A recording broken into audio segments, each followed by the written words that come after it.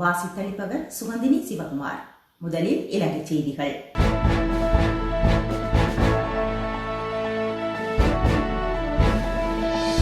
சர்வதேச காணாமல் ஆக்கப்பட்டோர் தினம். வடக்கு கிழக்கில் மாபெரும் கவன ஈர்ப்பு போராட்டத்திற்கு அழைப்பு. சர்வதேச காணாமல் ஆக்கப்பட்ட தினமான எதிர்வரும் ஆவணி 30 வடக்கு கிழக்கில் மாபெரும் கவன ஈர்ப்பு போராட்டம் வலிந்து காணாமல் ஆக்கப்பட்டவர்களின் உறவுகளால் காலை 11 மணிக்கு முன்னெடுக்கப்பட உள்ளது. வடக்கில் யாழ்ப்பாணம் மத்திய பேருந்து நிலையத்தில் ஆரம்பமாகி யாழ் மாவட்ட செயலகத்தில் ஐக்கிய நாடுகள் சபைக்கான மகஜர் கையளித்தவுடன் நிறைவு பெறும்.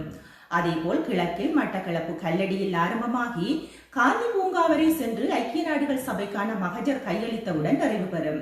அங்கே அரசுக்கு சர்வதேசம் ஒரு அழுத்தத்தை கொடுத்து எங்களுக்கான ஒரு நீதியை பெற்றுத்தரும் என்ற வகையிலே நாங்கள் தெருவிலே இருந்து இன்றைக்கு 1778-80 நாட்களாக நாங்கள் தொடர்ச்சியாக எங்களுடைய போராட்டத்தை மேற்கொண்டிருக்கின்றோம். காணாமல் ஆக்கப்பட்டவர்களை தேடி அவர்களது உறவுகள் மழை வெயில் பனி பாராது தமது உறவுகள் கிடைப்பார்கள் என போராடி வருகின்றார்கள். இதுவரை தமது உறவுகள் கிடைப்பார்கள் என்ற நம்பிக்கையில் 72 பேர் உயிரிழந்துள்ளார்கள். காணாமல் ஆக்கப்பட்டவர்களை தேடி அவர்களது உறவுகள் உயிரிழப்பது கூட இந்த அரசுக்கும் ஐக்கிய நாடுகள் சபைக்கும் தெரியவில்லையா என்ற கேள்விகளோடு தொடர்ந்து உறவுகள் இறப்பதற்கு இடமளிக்காமலும் காலத்தை வீணடிக்காமலும் காணாமல் போனவர்களின் உறவுகளுக்கு நீதியை பெற்றுத்தர சர்வதேசம் முன்வர வேண்டும் என்ற கோரிக்கையோடு இந்த போராட்டம் முன்னெடுக்கப்பட உள்ளது. எதிர்வரும் 30 வடக்கு கிழக்கில் இடம்பெறும் கவன ஈர்ப்பு போராட்டத்திற்கு மதகுருமார்கள், அரசு சார்பற்ற உத்தியோகத்தர்கள், சமூக மட்ட பிரதிநிதிகள், அரசியல்வாதிகள், ஊடகவியலாளர்கள், பொதுமக்கள் என அனைவரும் கலந்து காணாமல் ஆக்கப்பட்டவர்களுக்கு நீதியை பெற்றுத்தர அணிதிரளுமாறு வடக்கு கிழக்கு வலிந்து காணாமல் ஆக்கப்பட்ட உறவுகள் வேண்டுகோள் விடுக்கின்றனர். அதேபோன்று இதே தினத்தில் பிரித்தானியா, கனடா போன்ற புலம்பெயர் நாடுகளிலும் வலிந்து காணாமல் ஆக்கப்பட்டவர்களின் நீதிக்காக கவன ஈர்ப்பு போராட்டம் முன்னெடுக்கப்பட உள்ளமை குறிப்பிடத்தக்கது. தமிழ் பட்டதாரிகளுக்கு அநீதி. 50,000 பட்டதாரிகளுக்கு வேலை வழங்கும் திட்டத்தில் ஆயிரக்கணக்கான தமிழ் பட்டதாரிகளுக்கு அநீதி இழைக்கப்பட்டுள்ளதாக குற்றம் சுமத்தப்பட்டுள்ளது. ஜனாதிபதி கோட்டபாய ராஜபக்சவின் பணிப்பின் பேரில் 50,000 பட்டதாரிகளுக்கான வேலை வழங்கும் திட்டத்தில் தொழில் பெறும் பட்டதாரிகளின் பெயர் விவரங்கள் வெளியிடப்பட்டன. இதில் சுமார் 1500 தமிழ் பட்டதாரிகளின் விண்ணப்பங்கள் நிராகரிக்கப்பட்டுள்ளதாக தெரிவிக்கப்படுகின்றது. வெளிநாட்டு பல்கலைக்கழகங்களில் கற்கை நெறியை இலங்கையில் பூர்த்தி செய்தமைக்காக இவர்கள் நிராகரிக்கப்பட்டுள்ளதாக கூறப்பட்டுள்ளது. எனினும் இலங்கை பல்கலைக்கழக மானியங்கள் ஆணைக்குழுவால் அங்கீகரிக்கப்பட்ட பல்கலைக்கழகங்களிலேயே இவர்கள் பட்டப்படிப்பை நிறைவு செய்துள்ளனர். அத்துடன் இலங்கை பல்கலைக்கழக மானியங்கள் ஆணைக்குழு இப்பட்டப்படிப்பை அங்கீகரித்து சான்றிதழ்களை வழங்கியுள்ள போதும் இவ்வாறு நிராகரிப்பது ஏற்புடையது அல்ல என்று பாதிக்கப்பட்ட பட்டதாரிகள் கூறுகின்றனர். பெரும் எதிர்பார்ப்புகளின் மத்தியில், பல்வேறு சவால்களின் மத்தியில் தாம் பட்டப்படிப்பை நிறைவு செய்துள்ள நிலையில் இவ்வாறு புறக்கணித்து அநீதி இழைக்கப்பட்டுள்ளதாகவும் அவர்கள் வேதனை தெரிவித்துள்ளனர். எனவே ஜனாதிபதி கோட்டபாய இந்த விடயம் தொடர்பில் கரிசனை கொண்டு பாதிக்கப்பட்ட பட்டதாரிகளுக்கு எதிர்வரும் செப்டம்பர் 2 வேலையில் இணைய வழிவகை செய்ய வேண்டும் என்றும் அவர்கள் கோரிக்கை விடுத்துள்ளனர். அத்துடன் தமிழ் பாராளுமன்ற உறுப்பினர்கள் மற்றும் அமைச்சர்கள் இந்த விடயம் தொடர்பில் அரசுக்கு சுட்டிக்காட்ட வேண்டும் என்றும் பாதிக்கப்பட்ட தமிழ் பட்டதாரிகள் வலியுறுத்தியுள்ளனர். புதிய வடக்கு மாகாண ஆளுநராக முன்னாள் வன்னி மாவட்ட கட்டளை தளபதி மேஜர் ஜெனரல் பானிபஸ் பெரேரா. வடக்கு மாகாண ஆளுநராக வன்னி மாவட்ட கட்டளை தளபதியாக கடமையாற்றிய மேஜர் ஜெனரல் பானிபஸ் பெரேரா நியமிக்கப்பட உள்ளார் என தகவல்கள் வெளியாகியுள்ளன. இந்த நியமனம் வெகு விரைவில் இடம்பெற உள்ளதாக கூறப்படுகின்றது. ராணுவ பின்னணியை கொண்டவர்களை அரசு நிர்வாக கட்டமைப்பிற்குள் உள்வாங்கப்பட்டு வருகின்ற சூழல் தற்போது நாட்டில் நிலவுவதாக பல்வேறு தரப்பினரும் கூறி வருகின்றனர். இந்த நிலையில் ஜனாதிபதி கோட்டபாய ராஜபக்சவின் வியட்கம அமைப்பின் செயற்பாட்டாளராக இருந்த மேஜர் ஜெனரல் ஓய்வு பெற்ற பானிபஸ் பெரேரா வடக்கு ஆளுநராக ஜனாதிபதி நியமிக்க உள்ளார் என கூறப்படுகின்றது. வடக்கு மாகாணத்தின் 5வது ஆளுநராக செயற்பட்ட ரெஜினோல்ட் குரேவுக்கு பின்னர் அந்த பதவிக்கு கடந்த அரசாங்கத்தின் போது சுரேன் ராகவன் அமர்த்தப்பட்டிருந்தார் என்பது குறிப்பிடத்தக்கது. 1.5 கோடி ரூபாயை இழந்தது யாழ் மாநகர சபை. நல்லூர் மகோத்சவ காலத்தில் யாழ் மாநகர சபைக்கு 1,50,00,000 ரூபாய் வருமானம் கிடைக்கின்ற போதும் இம்முறை அவ்வருமானம் இழக்கப்பட்டுள்ளதால் மாநகர சபை பெரும் நிதி நெருக்கடிக்குள் தள்ளப்பட்டுள்ளதாக மாநகர சபை உறுப்பினர் லோகதயாளன் தெரிவித்துள்ளார். இவ்வருடம் யாழ் மாநகர சபை பாரிய நிதி நெருக்கடிக்கு முகம் கொடுத்துள்ளது என்றும் கொரோனா வைரஸ் பரவல் சூழ்நிலை காரணமாக யாழ்ப்பாண மாநகர சபைக்கு சொந்தமான சுமார் 349 கடைகளுக்கான 2 மாத வாடகை சலுகையாக சபை அனுமதியோடு விலக்களிப்பு அளிக்கப்பட்டுள்ளது என்றும் தெரிவித்துள்ளார். அதேவேளை இம்முறை நல்லூர் கந்தன் ஆலய உற்சவ காலத்தில் தற்போதைய கொரோனா வைரஸ் சூழ்நிலை காரணமாக கடைகளுக்கு அனுமதி மறுக்கப்பட்டுள்ளது. நல்லூர் ஆலய உற்சவத்தின் போது வழமையாக யாழ்ப்பாண மாநகர சபைக்கு 1,50,00,000 ரூபாய் வருமானம் கிடைக்கின்ற போது சபை ரீதியான செயற்பாடுகளுக்கு சுமார் 70 லட்சம் ரூபாய் செலவு செய்யப்படுவது வழமை. எனினும் இந்த முறை நல்லூர் உற்சவ காலத்தில் அனைத்து செலவுகளையும் சபையே பொறுப்பேற்க வேண்டிய நிலை காணப்படுகின்றது. ஏனைய துறைகளை எடுத்துக்கொண்டால் சந்தை வருமானம் போன்ற ஏனைய வருமானங்களும் கொரோனா தொற்று அச்சம் காரணமாக குறைந்தளவாகவே சபைக்கு கிடைத்துள்ளது. இவ்வாண்டு பெரும் நிதி நெருக்கடியினை எமது மாநகர சபைக்கு ஏற்படுத்தியுள்ளது. இதன் தாக்கம் எதிர்வரும் வரவு செலவு திட்டத்தில் தான் வெளிப்படும். இது தொடர்பில் மாநகர சபை முதல்வர் ஏனைய தரப்பினருடன் ஆராய்ந்து ஒரு நிர்வாக ரீதியான முடிவுகளை எடுக்க உள்ளோம் என தெரிவித்துள்ளார். அத்தோடு மேலதிகமாக ஏதாவது நிதி மூலங்களை தேடுவதா அல்லது நிலையான சேமிப்பில் இருக்கின்ற பணத்தை எடுத்து செலவழிப்பதா, இவ்வாறு இந்த நெருக்கடியை சமாளிப்பது தொடர்பில் தாம் விரைவில் ஆராய்ந்து நடவடிக்கை எடுக்க உள்ளோம் என அவர் மேலும் தெரிவித்தார். அம்பாறை மாவட்டம் நாவிதன்வெளி பிரதேசத்தில் COVID-19 பாதுகாப்பு செயற்கூட்டம். COVID-19 தொடர்பில் பாதுகாப்பினை நடைமுறைப்படுத்துவதற்காக பிரதேச மட்டங்களில் எடுக்க வேண்டிய செயற்பாடுகள் தொடர்பில் ஆராயும் கூட்டம் நேற்று இடம்பெற்றது. அம்பாறை மாவட்ட நாவிதன்வெளி பிரதேச செயலகத்துக்குட்பட்ட பகுதிகளில் COVID-19 தொடர்பில் மேற்கொள்ள வேண்டிய பாதுகாப்பு நடவடிக்கைகள் தொடர்பில் ஆராயும் முகமாக இக்கூட்டம் ஏற்பாடு செய்யப்பட்டிருந்தது.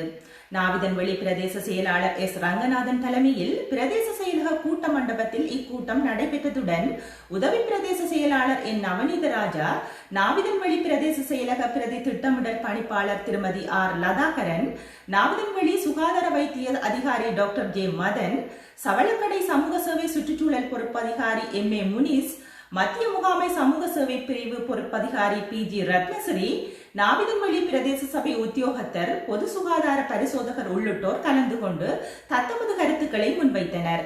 மேலும் எதிர்காலத்தில் இப்பகுதியில் இடம்பெறவுள்ள பொது நிகழ்வுகள் மற்றும் பொதுமக்களின் கொரோனா தொடர்பான பாதுகாப்பு நடைமுறைகளை கடுமையாக அமுல்படுத்த சம்பந்தப்பட்ட தரப்பினர்கள் முன்வர வேண்டும் என பிரதேச செயலாளர் அறிவுறுத்தியுள்ளார். சுரேன் ராகவனுக்கு தேசிய பட்டியல் ஆசனத்தை வழங்கியமை தொடர்பில் ஸ்ரீலங்கா சுதந்திர கட்சி அதிருப்தி. ஸ்ரீலங்கா பொதுஜன பெரமுன முன்னாள் வடக்கு மாகாண ஆளுநர் சுரேன் ராகவனுக்கு தேசிய பட்டியல் ஆசனத்தை வழங்கியமை தொடர்பில் ஸ்ரீலங்கா சுதந்திர கட்சி அதிருப்தி வெளியிட்டுள்ளது. ஸ்ரீலங்கா சுதந்திர கட்சியின் பொதுச் செயலாளரும் ராஜாங்க அமைச்சருமான தயாசிறி ஜெயசேகர இவ்வாறு அதிருப்தி வெளியிட்டுள்ளார். தேசிய பட்டியலுக்கான ஒரு ஆசனத்திற்கு 4 பெயர்களை சுதந்திர கட்சி பரிந்துரை செய்திருந்தது. ஆனால் தங்களுடைய பரிந்துரையை புறக்கணித்துவிட்டு தேசிய பட்டியல் ஆசனத்திற்கு சுரேன் ராகவனின் பெயரை தேர்தல்கள் ஆணைக்குழுவிற்கு பொதுஜன பெரமுன அனுப்பியுள்ளது. எனினும் இவ்விடயம் தொடர்பாக பொதுஜன பெரமுன எங்களுடன் கலந்தாலோசித்திருக்க வேண்டும் என அவர் தெரிவித்துள்ளார். இது இரு கட்சிகள் மத்தியில் ஏற்பட்ட உடன்பாட்டிற்கு முரணானது. எனவே நாம் பொதுஜன பெரமுனவின் இத்தகைய செயற்பாடு குறித்து அதிருப்தி அடைந்துள்ளோம் என அவர் விசனம் தெரிவித்துள்ளார். இனி இந்திய செய்திகள்.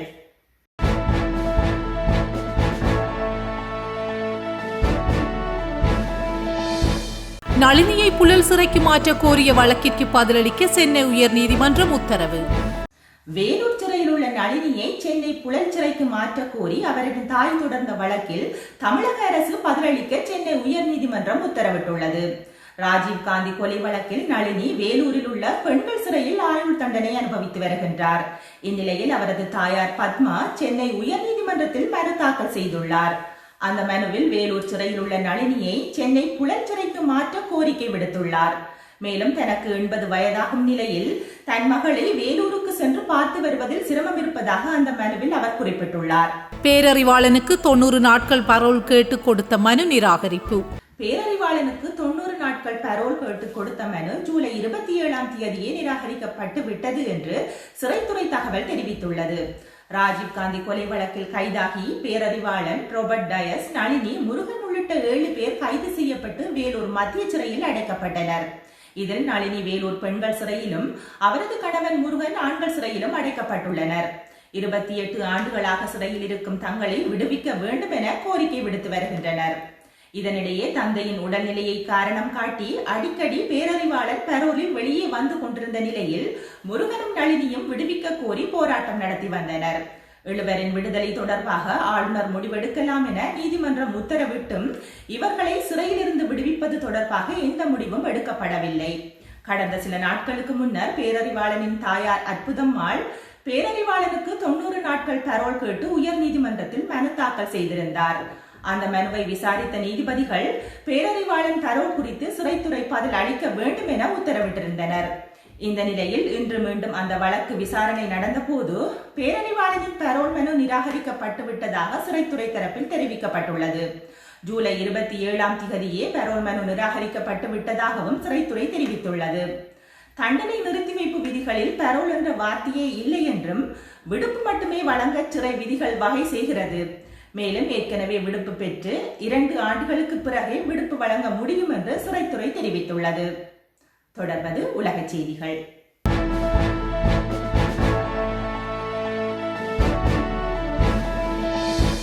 மார்க்ஸ் அண்ட் ஸ்பென்சர் நிறுவனம் 7000 பேரை ஆட்குறைப்பு செய்கின்றது. பிரித்தானியாவின் மிகப்பெரிய விற்பனை நிறுவனமான Marks and Spencer corona virus நெருக்கடி காரணமாக அடுத்த 3 மாதங்களில் 7000 பேரை ஆட்குறைப்பு செய்ய உள்ளது. பெரும்பாலான ஆட்குறைப்புகள் அதன் 60,000 வலுவான கடைத்தள தொழிலாளர்களை பாதிக்கும் என தெரிவிக்கப்பட்டுள்ளது. அவர்களில் 12% பேர் வேலை இழக்க நேரிடும். அதே நேரத்தில் தலைமை அலுவலக அதிகாரிகள் மற்றும் பிராந்திய நிர்வாகமும் பாதிக்கப்படுகின்றன. கடைகள் மீண்டும் திறக்கப்பட்ட 8 வாரங்களில் அதன் கடும் பாதிப்புக்குள்ளான ஆடை மற்றும் வீட்டு உபகரணங்களில் மொத்த விற்பனை 29.9% சரிந்ததாக MNS தெரிவித்துள்ளது. கடை விற்பனை 47.9% வீழ்ச்சி அடைந்துள்ளதுடன் ஆன்லைனில் 39.2% உயர்ந்துள்ளது.